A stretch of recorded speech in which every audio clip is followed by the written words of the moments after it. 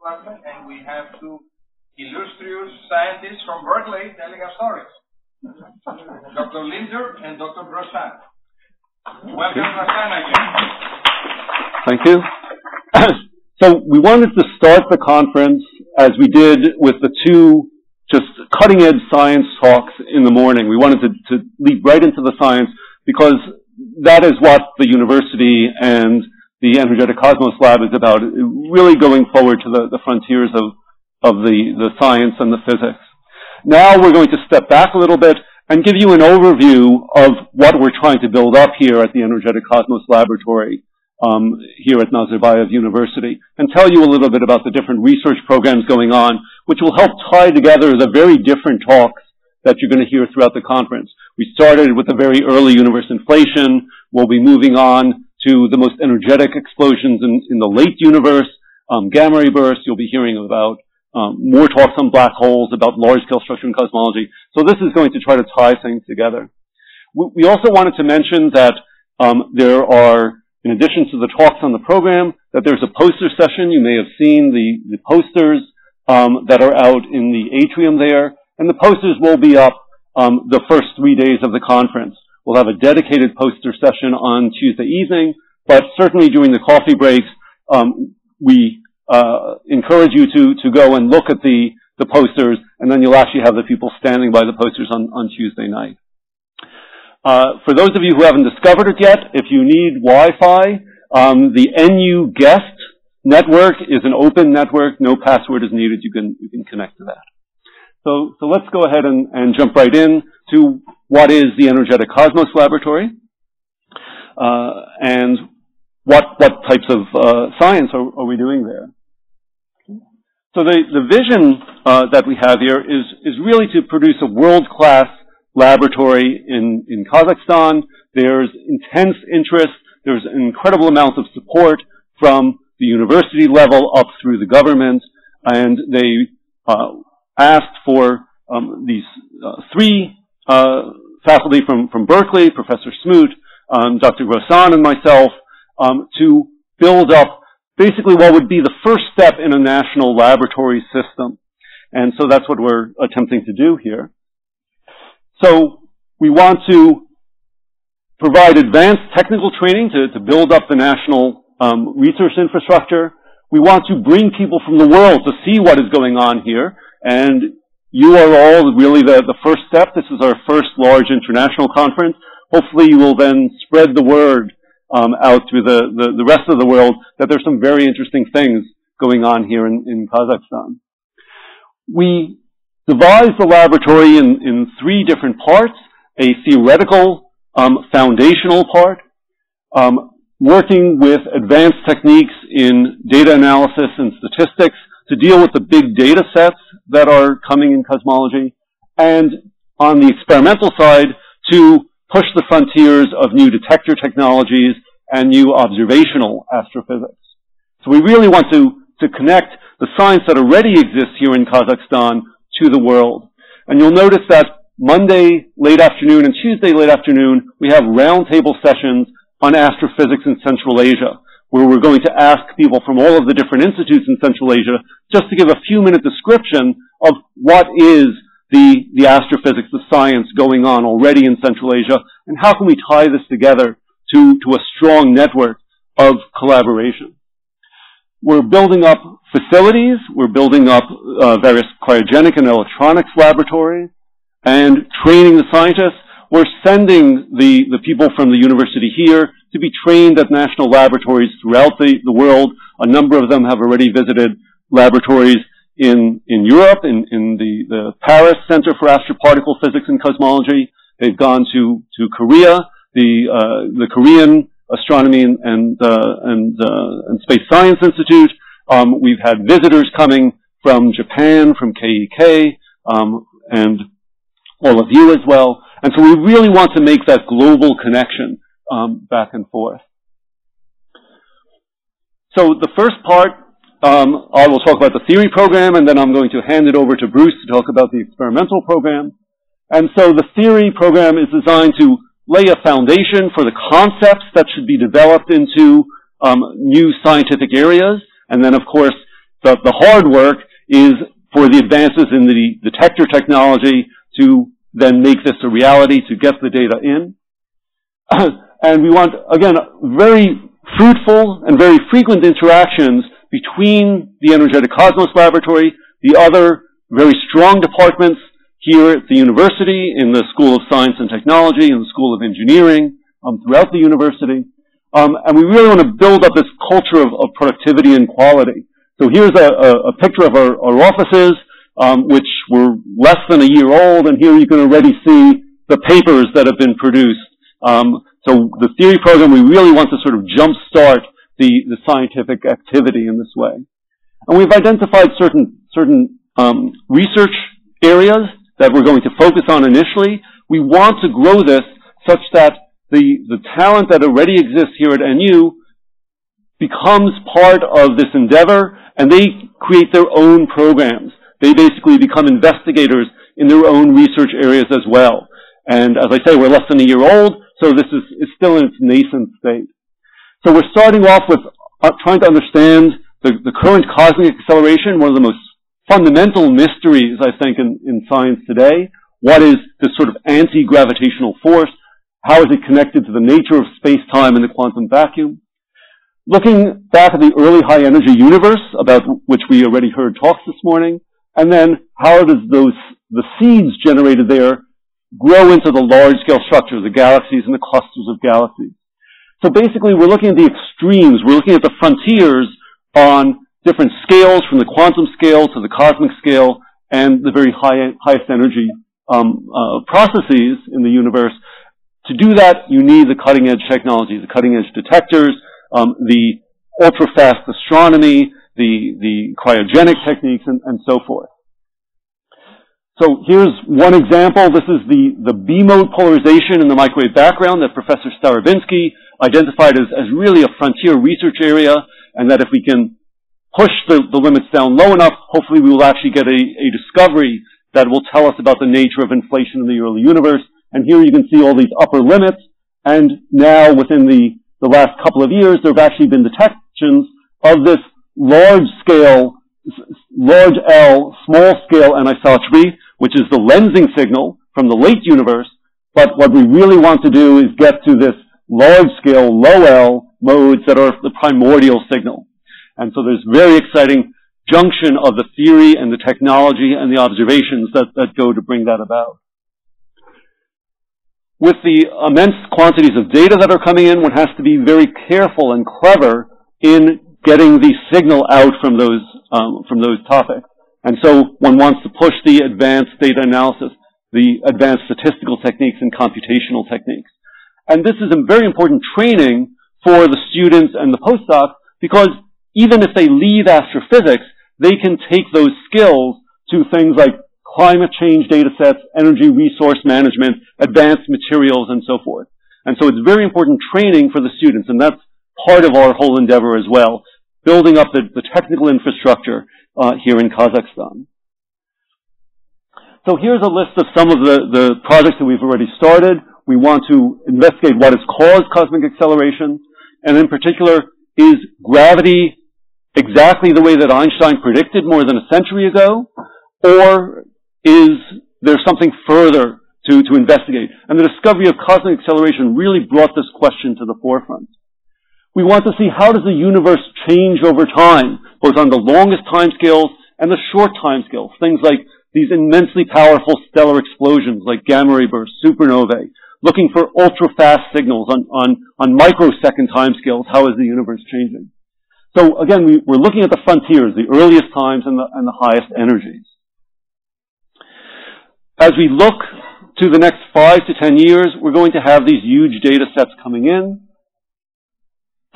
experiments that are already under construction, both spectroscopic surveys to build up three-dimensional maps of the structure in the universe, and imaging surveys to cover immensely wide areas and to figure out the growth of structure over time. And satellite projects, ground-based projects, and so forth. So it's going to be a very interesting field, and it's perfect for students because they're getting in sort of at the foundations, at the ground floor, and their skills will be very much needed in the next decade. So testing gravity, I'm not going to say that much about because my talk tomorrow will be specifically on this subject, but we really want to find out the gravity that we test in the laboratories and in the solar system, is that exactly the final word, or do things change as you go out to the immense scales of the cosmic horizon? We can test this both experimentally as well as theoretically. And so here's a picture of telescopes being built in the high desert in Chile, and there's similar ones at the South Pole that are looking for this cosmic microwave background primordial gravitational wave signal that we heard about from both of the initial speakers. And again, it looks very exciting for the next several years, going after the technology that's needed to pick out these immense ultra-faint signals. You're basically trying to hear a whisper against the background roar of all the processes in the universe. If this can be accomplished, you're really directly seeing the quantum fluctuations in space-time. So this is something that tests physics at its foundation and will teach us about so many different areas in physics. We have postdocs here. So, for example, Mikhail Denisenya, who joined us about a year ago, is already doing these computational analyses of if you were to change the theory of gravity away from general relativity, what is the signal that you would see in this microwave background polarization? Something that can inform the next generation of experiments and how we go about detecting these signals. We're looking at the late-time universe and how does gravity affect the growth of structure, and we're coming up with some theoretical calculations that take this immensely difficult problem, and in certain restricted areas, we're able to come up with very simple solutions that hadn't been known before. So basically, the change in the growth rate in the present universe can be very simply related to what I call the area under the curve. If you have a modification in Newton's constant, that basically this quantity is just an integral. It's basically the area under the curve of this variation. So this is a new relation that had not been known before. Again, an ECL paper got published on this in March. And so we are making frontier advances already in our first year.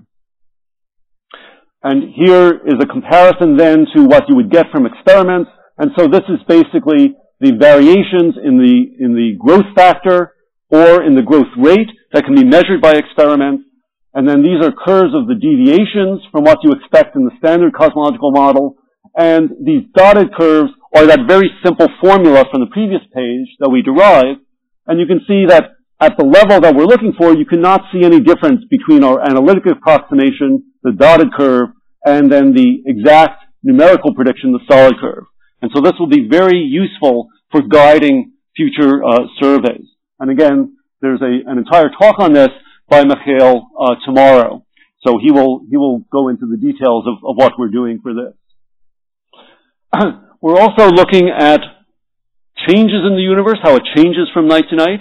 And there's a very interesting process going on in the universe called strong lensing, where a single source gets multiply imaged because the light rays are bent by general relativity to take different paths around a foreground galaxy. And so here's an example of a quasar that actually appears 4 times. And it not only appears in 4 positions, but it appears at 4 different times. And so as the quasar brightens and dims, one of the images will brighten and dim after a certain time delay, another one, and then another and another. And we can predict this and use it to test the mass concentration along the line of sight. So it's a way of seeing dark matter even though dark matter is invisible. We're seeing it in its gravitational role.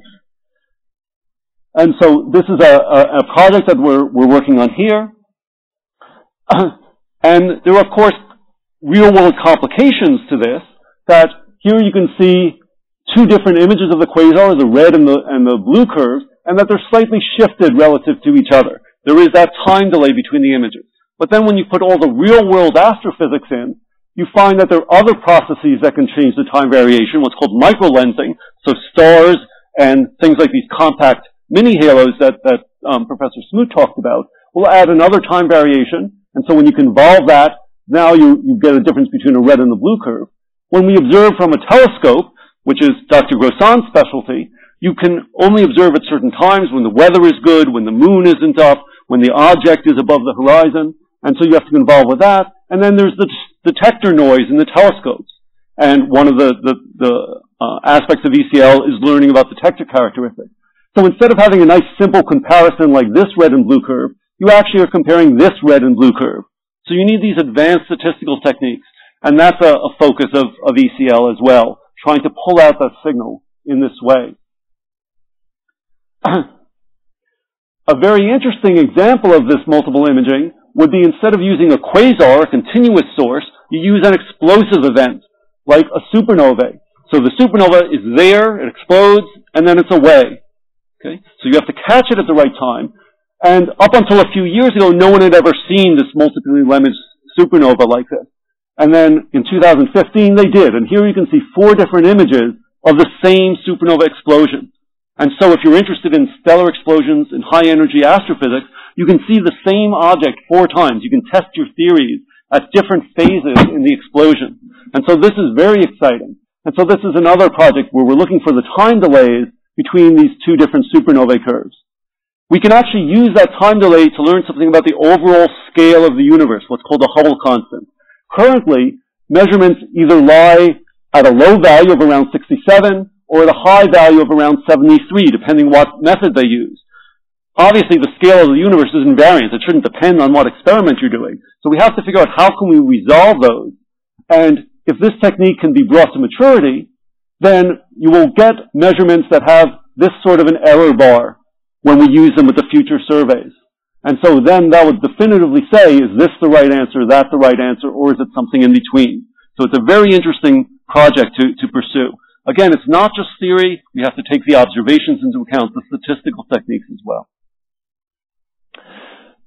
And so we can look at these strong lenses in terms of the supernovae. We can also look at these very rare circumstances where for the same foreground mass concentration, you have 2 different background objects lensed by it. And so you would actually see 2 different patterns of multiple objects at different radii. And this is a very interesting tool. Again, up until a few years ago, no one had seen this. Within the last 2 years, some examples of this have been seen. And so it's a very interesting project, and we turn this into a student project. We've been encouraged by the university to get students into the research that's going on here.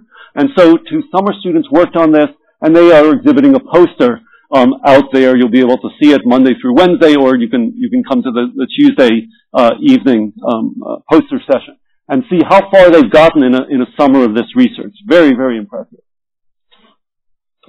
We're also trying to tie the observations, for example, from the Planck satellite, to the fundamental theory behind it. So we talked about this very interesting tension between the Planck observations and the measurements of the scale of the universe using local techniques. And if you ask what type of dark energy does that predict, the cosmological constant sits at the intersection of these 2 lines, right there. But the Planck data, the red contours here, are offset from that. And so it says the cosmological constant is not preferred by the Planck data. In order to get it to be consistent, you have to change the value of the scale of the universe. As we've done here, you have to basically get to this sort of blue shaded region.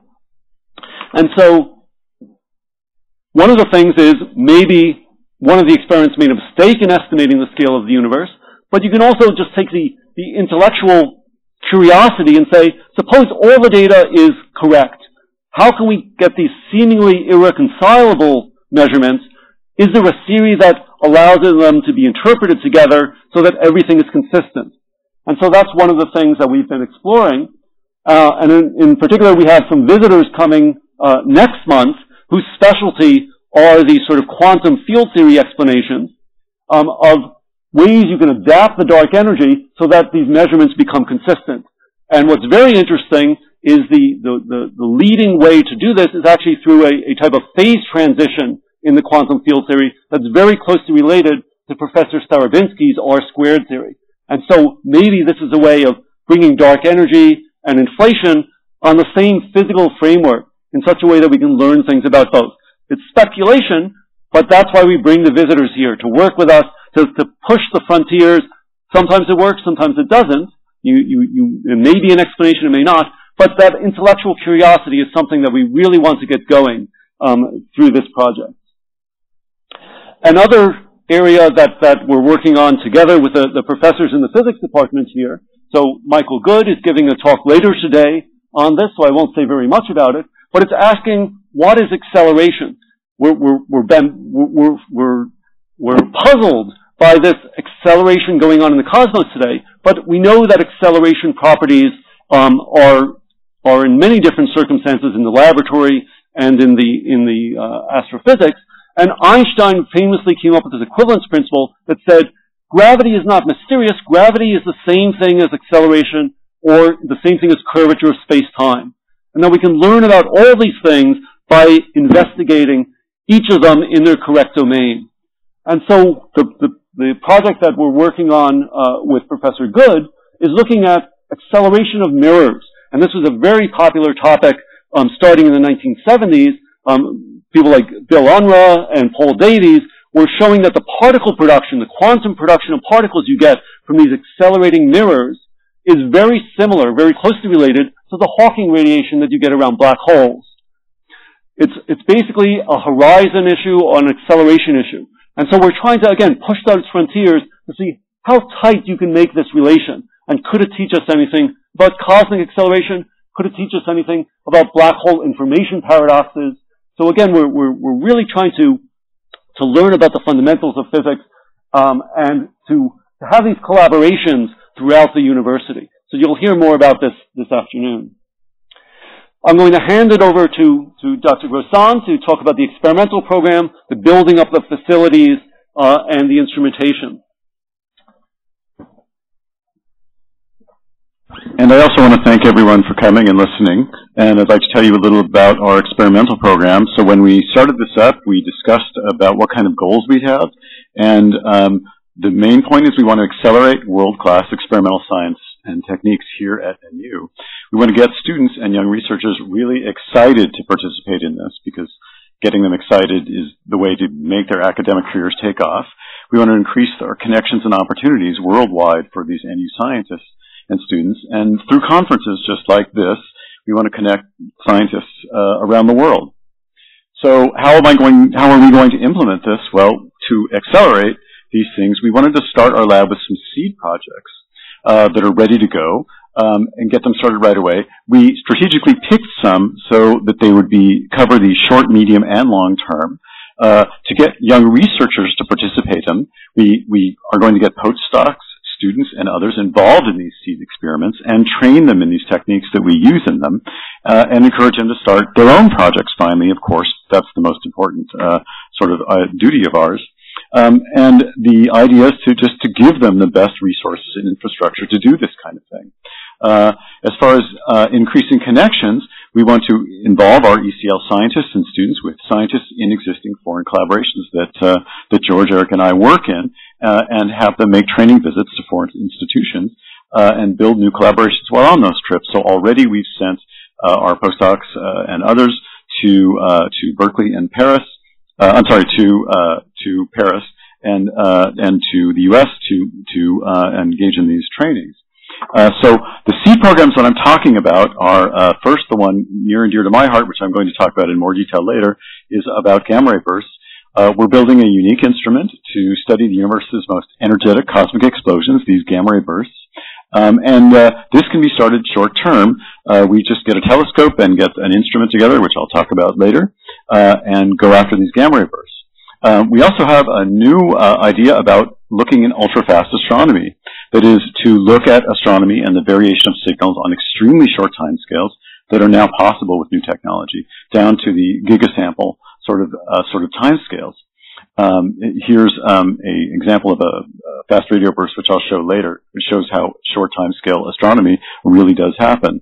We're also interested in high energy X-ray instruments. We have new ideas and new techniques how to build these out of much easier, much simpler instruments than have previously been used here in this field. And finally, we're very excited on sort of a longer term about developing capabilities and science in cryogenic detectors. These are very sensitive detectors that are used in the most current generation of CMB experiments, and we believe will be used in all of the future generations of optical detections. super sensitive detectors, and that you need a cryogenic facility to even work with, and we're going to build that. So, of course, the most important of our programs will be participant-initiated programs, but that we think will come a little later.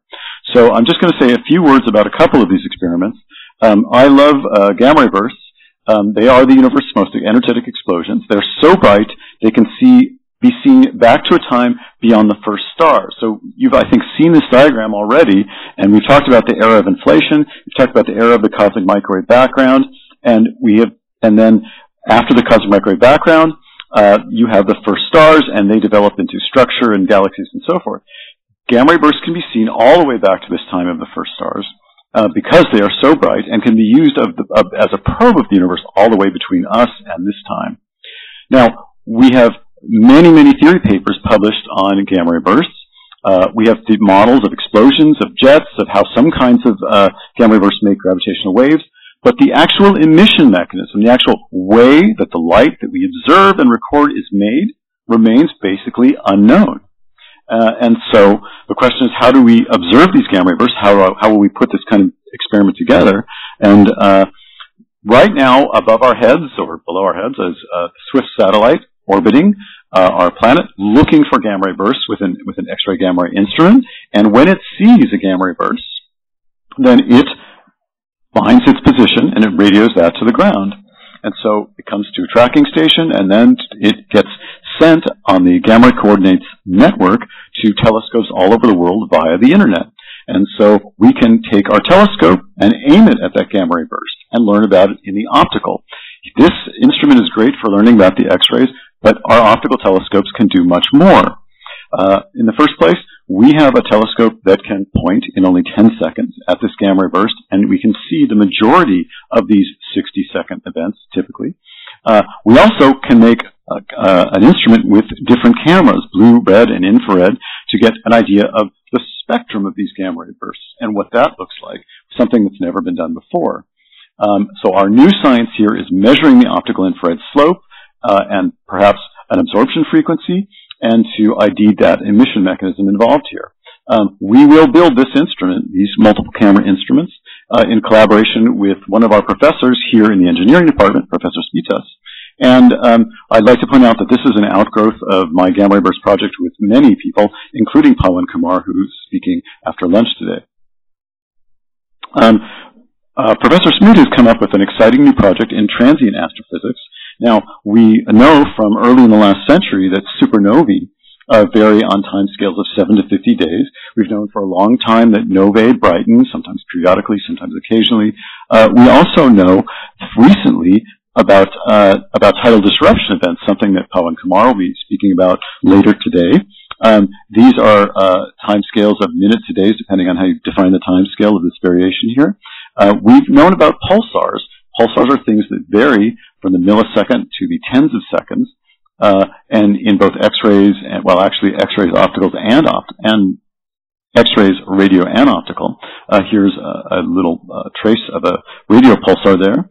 And of course, gamma ray bursts, lots of time variation there. And fast radio bursts are this new exciting mystery. These are just incredibly gigantic spikes of only millisecond or less width. We know they're not a glitch because of dispersion that can be seen in these radio telescopes. And this is a whole zoo of things, but they only go down to our current instruments down to milliseconds. The question is, what sort of new exciting things can we do? By the way, if you want to know if if these fast radio bursts, FRBs, are a flash in the pan, or they're really going to go on, there's recent works that's shown that these are in fact common and very powerful. And we're just going to be finding more as we come up with new radio telescopes with phased arrays. Some of the science things that you can talk about for very rapid phenomena, you might think about neutron stars, which we already know about, in type 1 and type 2 X-ray bursts. These are very small, so they have light crossing times of 10 to the minus 5 seconds. They rotate at 10 to the minus 3 seconds periods. Observations, again, QPO, explosions, so forth. And plasma instabilities are one of the most important ideas we have for how you could come up with very short-term phenomena. Okay, black holes have 10 to the minus 5 light second Schwarzschild radii. Okay, supermassive black holes have lots of gravity in them, but of course, since that goes like mass, that's actually a bigger size, more gravity, but bigger size, and slower variation timescales. But relativistic beaming, which of course we see from gamma ray bursts, means that these timescales are very short, and you can get an extremely short timescale by something that's beamed sweeping across your field of view. So there are possible candidates for these extremely fast events, and we just have to go out there and find the data and then explain them. As I said, fast radio bursts, still total mystery. Very exciting science is going to come here. But this whole idea of below a fraction of a millisecond, completely uncharted territory. So we're sort of navigating in new seas here. That's very exciting. So one of the ideas that we floated about how to do this ultra-fast optical experiments is to use the principle of coincidence. So something different that has been done since past searches, we have an array of detectors which look at a part of the sky, for example, a rich part of the galaxy that's not extinguished, and look at this signal in two arrays that are identical through a beam splitter, and using the principle of coincidence to make sure you have a real signal. These fast detectors can measure an area of the sky up to every nanosecond. A real signal, of course, must be present in both beams. Periodic signals must also be coincident. With modern FPGAs, we can threshold and condition and analyze these signals almost in real time.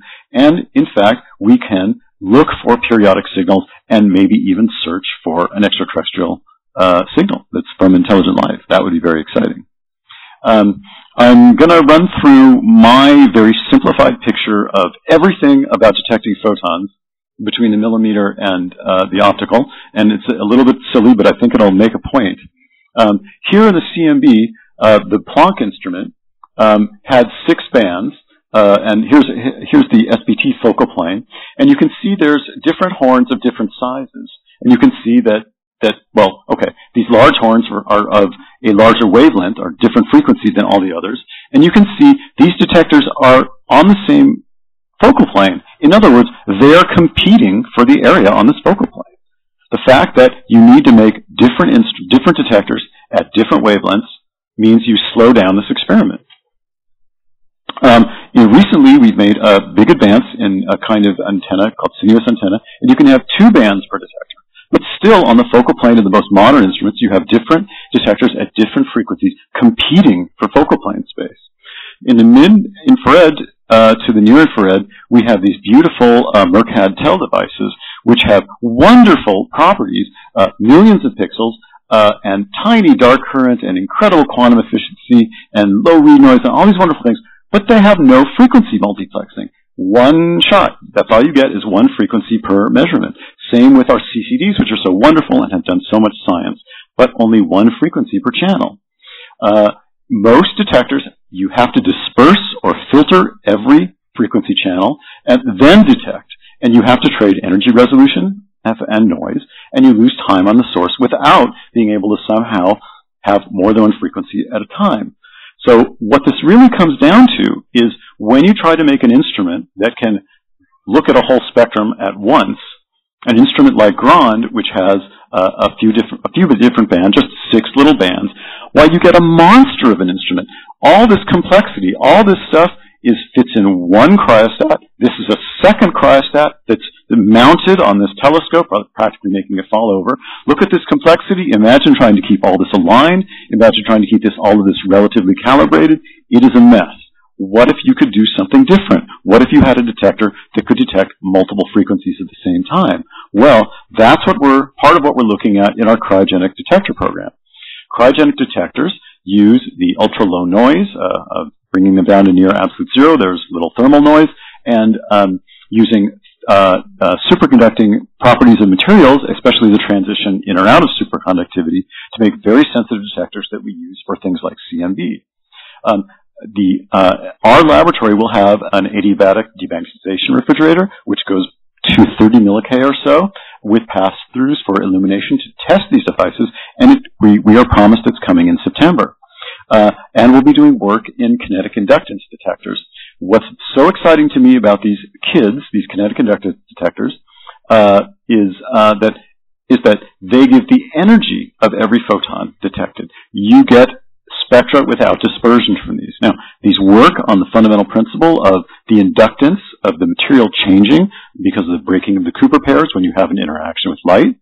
And that makes them extremely sensitive and means, but you have to run them at cryogenic temperatures. So you need this kind of cryogenic facility that we're building just to work on these. By the way, I want to make sure you understand that Professors Midzinas and Tajima are talking Tuesday in great detail. They know much more about these sensors than I do. I'm very much looking forward to hearing from them. We're going to be investigating implementing faster readout schemes in these devices and optimizing these to be in instruments and making useful measurements, things like coming up with some kind of ideas to increase the quantum efficiency and other novel instrument designs. In summary, I want to point out our experimental team, which includes, of course, George Smoot, who's not just the director of our lab, but is actively working in this ultra-fast astronomy and MKIDS fields. Myself, working on the Gamma Ray Burst project. Our new postdoc, who's coming actually any moment now. I think he's on the plane over here as we speak. He's going to be our postdoc working on MKIDS and other projects. I want to point out that Dr. Denisenia is not just the theory postdoc who is we saw all the great papers from earlier. He's actually been working some on our MKIDS and cryogenic facility. We have a new engineer, Marjan Bekbalanova, who is also here, who's going to be working on our FPGA programming effort. And Magzan Kistubayev, my student, is working on the Gamma Ray Burst project. Where is he? In the back. We have lots of external collaborators that we're working with this. Xiang Li from Berkeley, Andrea Tartari at Paris APC, Thorsten Setzelberger at LBL, and many others. We want to put together a lab where we can really build stuff and do stuff. So we're putting together an electronics facility. And at the moment, that means lots of little boxes stacked around Marjan, but we're moving forward on this and completing this and getting real space. Our optical assembly facility, I have optical tables and various optical components on the way. We're working on getting a clean room facility together, some kind of light mechanical assembly shop, and of course our cryogenic sensor facility. The new home of ECL, we're promised, will be coming very soon. We're hoping to have it done by now, but it'll be just opposite this building here in C4. It's been made lots of progress. As you can see, unfinished walls a few months ago, and now they're already finished, and it's just coming to completion. And that's, I think, about it. Thank you very much for listening, and please, we welcome any questions about our institute.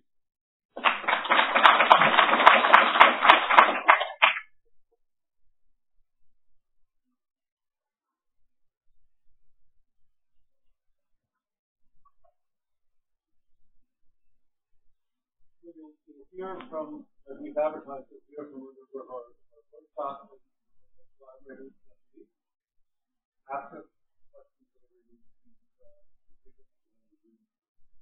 And don't forget, we love starting collaborations, and might even have jobs for someone who graduated. No, we're done. We have the next speaker, Mr. Good, physics department. Fighting the research with traditional paper and mathematics, and successfully shipping students to North America with very, very, very good scholars. Jonathan Camaro is going to present some more details on that.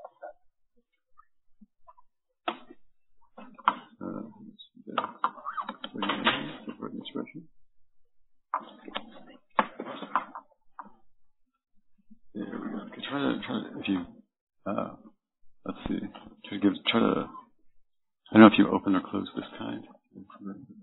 Sure. There you go. Okay. Oh. Hello. All right. There we go. It's a pleasure and a privilege to be here today. I'm very excited to talk to you about slicing the vacuum. This is a simple, new, symmetric solution to the dynamical Casimir effect. It's work done with Eric Lunder here at the Energetic Cosmos Laboratory and myself in the physics department at Nazarbayev University. Before I talk about the dynamical Casimir effect, I say a word or two about the static Casimir effect. It's the well-known force between two neutral parallel plates in a vacuum. The force is measurable. If the plates are close enough together, they scale as the distance between them to the fourth. And it's a tour de force in physics because it was predicted in 1948, finally measured 50 years later, and it confirms the existence of the renormalized vacuum energy, congruent with the idea that even in a vacuum, the cosmos is energetic. Now, the dynamical Casimir effect is, in a certain sense, a bit more simple. Remove one of the plates and allow the remaining one to accelerate, and the same theoretical framework predicts the existence of a tiny bit of light. This Casimir light is very, very small, and in some sense is actually the opposite of the gamma ray bursts. It's maybe the least energetic light in the universe.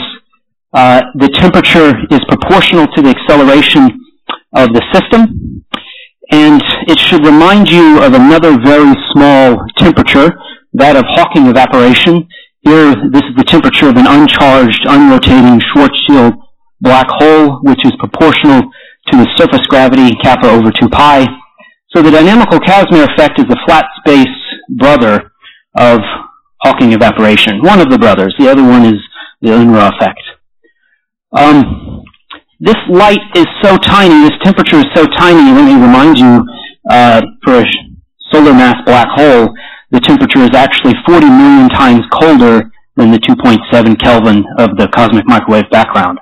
So while it's hopeless to measure the light from solar mass black holes, it is have a lot more potential to measure the light from the dynamical Casimir effect here in laboratories on Earth. In fact, several groups have already claimed to have detected it. They are using the modulation of the resistance of a circuit using a squid. There are plenty of analogs with photonic systems that have claimed detection, and there are further proposals to gain more insights using high-frequency lasers and the acceleration of plasma walls.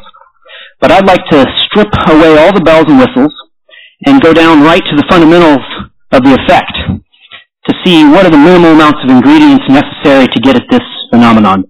And to do that, I'm going to appeal to arguably the most simple quantum field theory there is.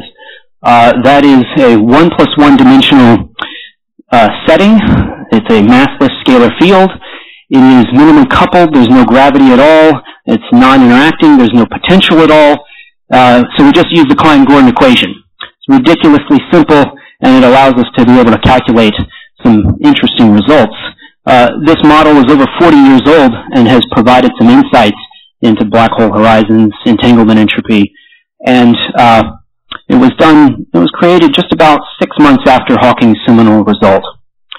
So, schematically here we take the Klein-Gordon equation. In null coordinates, U is t minus x, v is t plus x, phi is the field, but then we add one single very important ingredient, and that is the boundary condition. We set the field equal to 0 at the boundary, and we're going to allow that boundary to be dynamic. So z will be a function of t here. Now, just to give you a taste of some of the simplicity that results, already you can see if you express the physical observables in null coordinates and rapidity, you see that the entropy is actually the rapidity in this model. So rapidity is an additive quantity, and in special relativity we have, it's just the velocity at low speeds. And at high speeds, you can still add them rather than using Einstein's velocity addition rule. So it makes sense that the rapidity would be equal to another additive quantity, the entropy. F here is the flux, the energy flux. It's ridiculously simple. All you have to do is take a few derivatives and you get the amount of energy emitted by the moving boundary, if you know the rapidity. And then, of course, the total amount of energy, the global quantity that's produced, is just the integral over the derivative of the rapidity squared. This is after integration by parts. We can even get the particle spectrum. It's not as easily expressible so far in terms of the rapidity, but fortuitously is expressible in terms of the trajectory. So if you just know the trajectory and you can do this integral, then you have the beta Bogoliubov coefficient, which is the same Bogoliubov mechanism developed for cosmic particle creation by Parker in the late 60s and used by Hawking in the mid-70s. So if you do this integral, you want the modulus squared integrated over the frequency omega prime to get the spectrum, the amount of particles at any particular color omega. Omega and omega prime are just two different frequencies of the modes that can be used to expand the field equivalently. When you introduce that boundary condition, you don't have a natural set of modes. You have more than one set of modes that can be used to expand the field. So neither one is particularly considered the most natural. But if you integrate over one of them, then you can get the spectrum for the amount of particles in the vacuum. So the total amount of particles is just integrated over all the frequency modes. Here's a typical example of the nice spectrum that you might have at each, the amount of occupation number, the amount of particles at each frequency. So the model is consistent with itself. If we associate a little bit of energy with each of the particles at any particular frequency and integrate over all the frequencies, you quantum sum it up, you get the total amount of energy. This better equal the total amount of energy from the renormalized stress tensor. And indeed it does. So we at least know that this model works with itself. And so now we're in a position really to start solving it for particular trajectories and see if we can get specific and learn a little bit about what individual motions give. So to do that, I'm going to use a little bit of intuition from the black hole side. We know that if you take, say, an equal mass orange and an equal mass apple, throw it into two equal mass black holes, if the black holes evaporate thermally forever, then it would be physically impossible to tell which black hole has the apple, which one has the orange, and you've lost unitarity. This is the information paradox, and while not everybody in the community believes that all the probabilities should add up to 1, I'm going to be conservative and go ahead and take unitarity as being necessary for to preserve. And if that is the case, then at some point at the late times, very, very late times, the black hole has to stop being thermal. And that corresponds to a mirror that doesn't accelerate forever. So we're interested in motions that do not accelerate forever, but eventually come back to rest, or at least become asymptotically inertial. An interesting characteristic results when you make this assumption. If you are only interested in motions that come back to asymptotic inertial states, then at some point in the trajectory, the mirror emits negative energy. This negative energy flux is argued by some to be a feature, argued by others to be a bug, but regardless, it's going to come along for the ride. And a lot of research has been done on this, and still more is needed. It's not particularly unprecedented in quantum field theory to have emission of negative energy flux. Even in the static Casimir effect, we have negative energy density between the plates. So you might expect that if you accelerate one of the plates, you might have an emission of this negative energy density. So here's an example of mirrors that accelerate forever. Space-time diagram, conformal diagram. You can see that there's a horizon at v equals 0 line. You've got some light rays that are moving to the left that never encounter the mirror at all, and they just keep on going to the left Cauchy surface, forever lost. This is the information that gets lost. It corresponds to light rays that go inside a black hole, never to escape. So this is the kind of trajectories we'd like to avoid, ones that do not go to the speed of light and do not accelerate forever. And if you whip that tail right back around so that the mirror goes to time-like future infinity, then you have an asymptotically inertial trajectory. And this particular trajectory I'm excited to show you, because it's not only asymptotically inertial, but it's asymptotically static. So it comes right back to rest. And it's time reversal symmetric. It's a natural logarithm of 1 plus t squared. It's a two-parameter system. Kappa is dimensionful. It sets the scale of the system. Super simple, right? So it's the acceleration parameter. V is the dimensionless parameter. It's the maximum velocity of this mirror. So the different colors here correspond to different maximum speeds. You can see the purple line here is very fast. It almost goes to a 45-degree angle, almost to the light speed.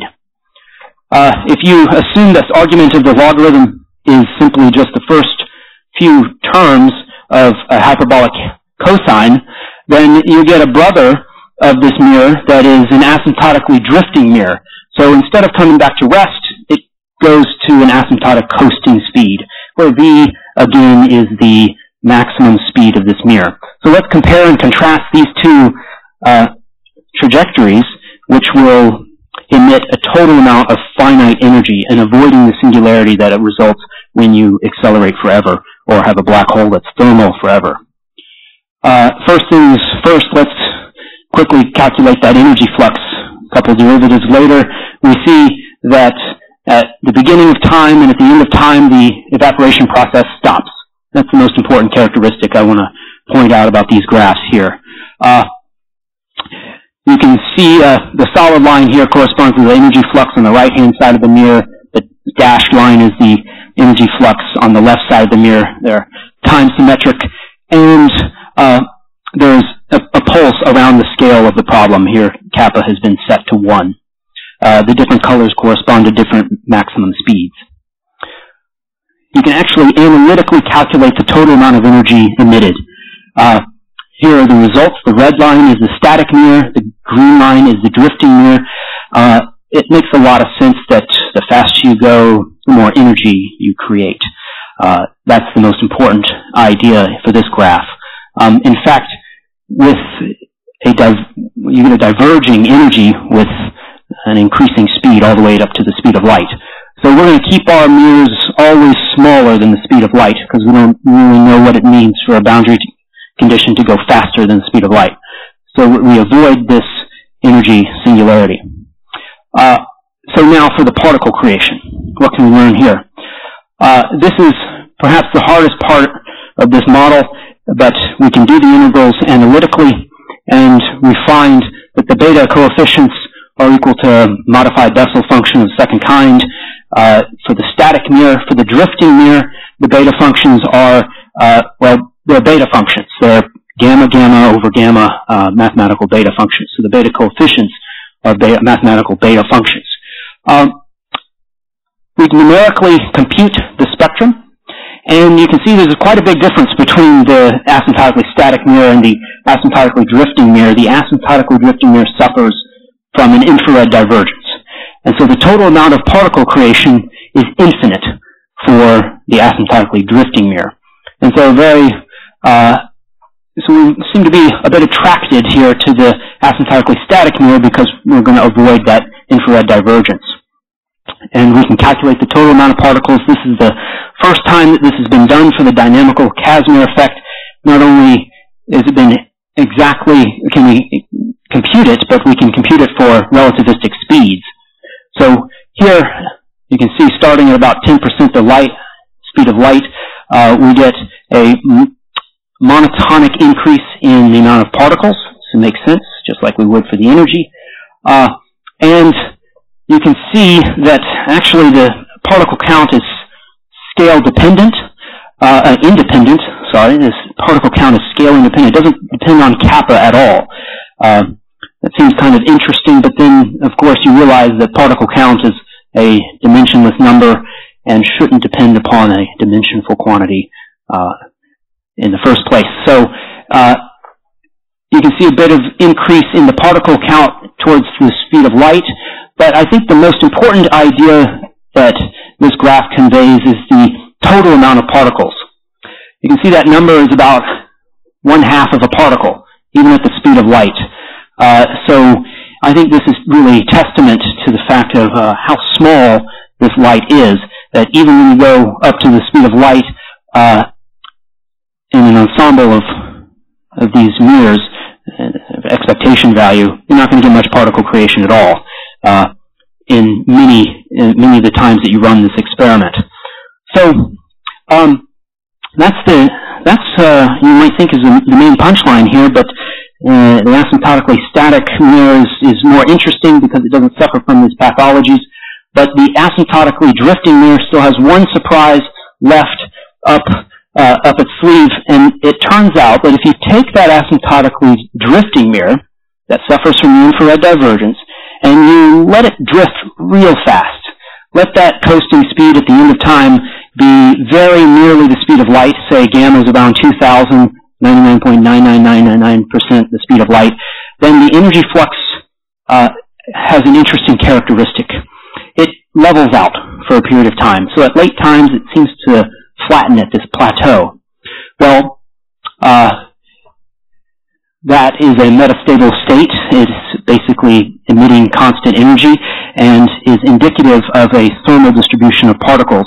So what you have here is a Planck distribution with temperature kappa over 2 pi, which is actually more indicative of black hole thermodynamics than the asymptotically static mirror, which has a very dynamic flux. So you can see when the evaporation process begins to end, you get the characteristic negative energy flux pulse, and so this corresponds to an actual increase in mass of the black hole as it evaporates. So the black hole actually is emitting negative mass and increases when the evaporation process is ceasing. At late times, the evaporation process stops. However, because the mirror is asymptotically coasting, the field modes reflect off of it and become redshifted from that reflection, meaning that the field modes sense the presence of the mirror even when the evaporation process has fully come to an end. So you can imagine a black hole that has stopped evaporating, completely dead, and light rays go through it, but as they go through it and they escape, they are extremely redshifted. And so this asymptotically drifting mirror corresponds to a black hole remnant. And the infrared divergence might be simply an artifact of our simplifying assumptions, the 1 + 1 dimensional space-time. So in conclusion, I want to stress that a finite symmetric model exists for the dynamical Casimir effect. It's symmetric in the sense that the energy is the same on both the left and right-hand sides. The entropy is the same on the left and right-hand sides. The particle production is the same on both sides. And it's the simplest example of Casimir light that has so far been calculated. Second conclusion is that for an asymptotically drifting mirror, this eternal redshift corresponds to a remnant, and the fast speed for this coasting mirror indicates a plateau in the energy flux and gives us a Planckian temperature. So with that, thank you for your attention. Gentlemen, the manuscript is for questions, and I'm hoping that the students have some questions. Sultan, no questions? Well, when you speak about negative flow, energy flow, I just wanted to understand, is real matter violating energy conditions, or it's some, I don't know, effective quantum process? So it's it's unknown. It's really unknown. I mean, the idea is that the energy flux here, when the second derivative is greater than this first derivative squared, you get a negative energy flux. So it's the renormalized stress tensor that becomes negative. Fortunately, the total amount of energy emitted, the global quantity that you would measure, is always positive and satisfies the quantum inequalities. But the actual energy flux does become negative. Whether it's the nature of that is still unknown. Well, because you speak about some light coming from this mirror, and I try to image what is light with negative energy density. I don't know. But dark light. Yeah, it's It's a mystery, and it's not a very popular thing to research. I think because of that mystery, I think a lot of people are shying away from it. Larry Ford and Roman are spearheading the campaign to look at this, but there doesn't seem to be too much people really investigating the problem of negative energy flux and this increase in mass of black holes as they evaporate. Yeah. Mm-hmm. In structures like metamaterials, which can resonate for other ways of forming, in media, you can see unusual strange phenomena. So potentially, I don't think that we're going to see this phenomenon in the free space, but we may be able to observe, and we have observed lots of them actually up to now, unusual, completely unphysical phenomena in special media with metamaterials. So join us in the physics department that we are working in this. It could mean that this situation is strictly unstable, probably. If you speak about metamaterials. We'll have instability. You realize that most of the important devices that we are using in this world start as unstable, and then we capture them in limit size. Mm-hmm. Okay, thank you. This is the question.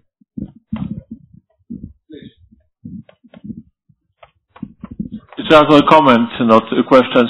So we tried analyze it from observational point of view, and because of course idea is very beautiful, but it's very strong limit from observational point of view. We use supernova data and microwave backgrounds. So, but it is possible explain some very precise effects. And maybe in the future, precise cosmology will be very important. Yeah, I think that's a good comment. Actually, I failed to mention that this very likely a very close connection here to the cosmological expansion particle effect. In addition to Unruh's effect, all these three effects are extremely related. So yeah. At the beginning of your talk, you mentioned some experiments trying to demonstrate this effect. Are those experiments, in your opinion, interesting? Is there something to be learned? What are the perspectives there? Yes, absolutely. There's a lot of the work is going now to figuring out detecting the effect and removing the noise. But ultimately, I think that this is the kind of direction that we need to be going in if we are interested in quantum gravitational effects with regard to black hole thermodynamics. And I'm surprised, in fact, if I can express my opinion, I am surprised about how little attention this effect has actually gotten relative to black hole evaporation, which is obviously, in my view, much harder to detect and to get data. So I really do think very highly of these experiments, and I think they're of utmost importance. Yeah. Thank you so much. Yeah. Cool. No. Be so kind. One question. Be so kind. Show the conclusion. No. First of all, I want to ask. Let me ask one question. Be so kind. Show the conclusion of your report.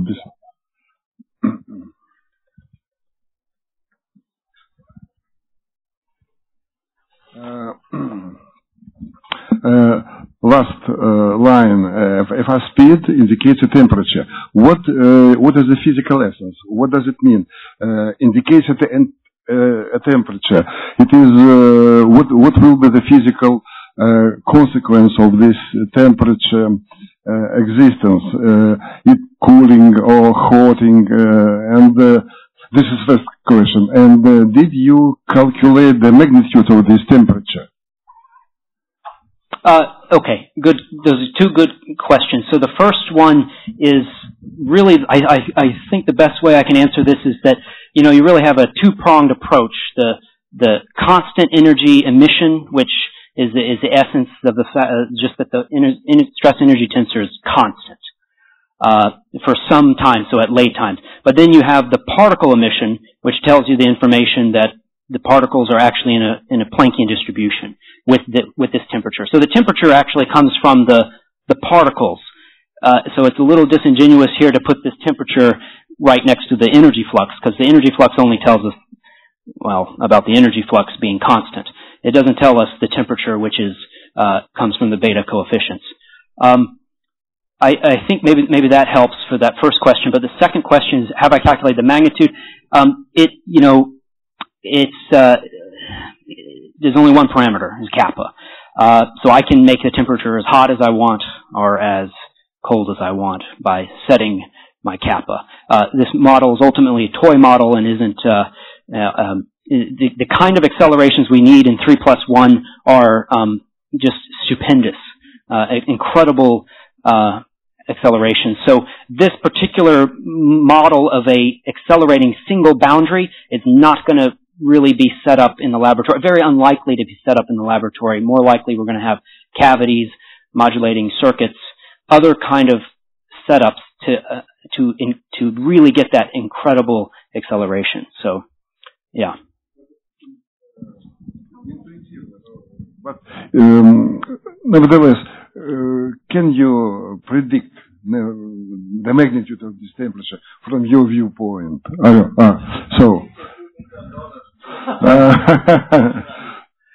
It is not necessary to pay so much, but nevertheless, from your viewpoint, what do you think?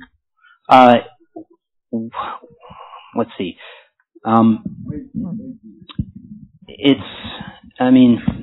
It's really, there's total freedom. I mean, I'm allowed any temperature I want because, and in fact, it's so much total freedom. There's not even a Planck, there's no Planck scale in 1+1. So in fact, I can go down to the smallest possible kappa I appreciate, or the largest possible kappa that I want. So in this model, it's not going to tell me what's useful for 3+1 for experiment. That is, unfortunately, that's a consequence of all these assumptions at the beginning, the simplifying assumptions. So I think that's a good question, but the main idea is, of course, it's a lot of acceleration, and you're only going to have a very small temperature. So, yeah.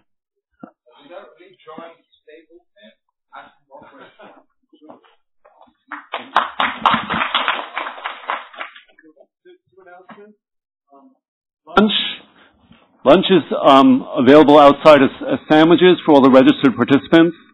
If you go to the cafe in this building, that's not included. You pay for that. So the free lunch is what you'll find right outside. Second point is in the afternoon and for the rest of the conference, we are in another room on this floor. We're in room 1009, which is on what you passed on the way to the coffee break this morning. So that means you should take all your things with you because we won't be in this room in the afternoon. Okay? And we start at 1:15 in 1009. Okay?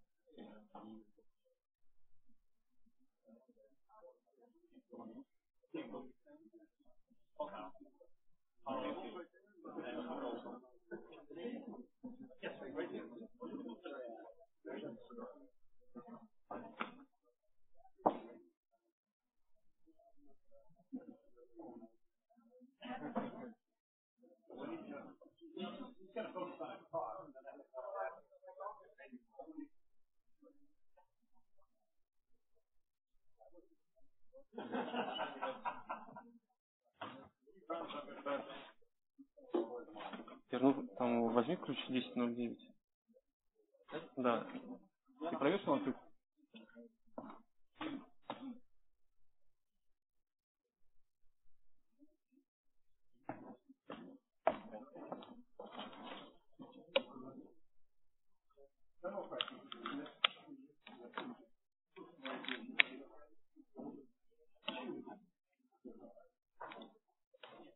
Да,